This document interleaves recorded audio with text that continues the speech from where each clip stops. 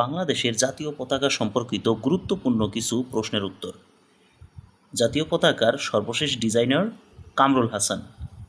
আর জাতীয় পতাকার রং গাঢ় সবুজের মাঝে লাল বৃত্ত। প্রথম নকশাকারী, যদি প্রশ্নটা হয় প্রথম নকশাকারীকে, তাহলে হবে শিবনারায়ণ দাস।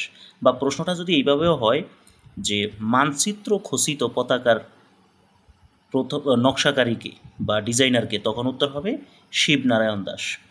সরকারিভাবে গৃহীত হয় 17ই জানুয়ারি 1972। পতাকার অনুপাত 10:6, বা এটাকে যদি আমরা বিশ্লেষণ করি তাহলে 5:3 হয়। দুইটাই সঠিক, অপশনে যেটা থাকবে সেইটাই সঠিক হবে। প্রথম উত্তোলিত হয় বাংলাদেশের জাতীয় পতাকা 2রা মার্চ 1971 সালে। আর প্রথম উত্তোলনকারী আসম আব্দুর রব।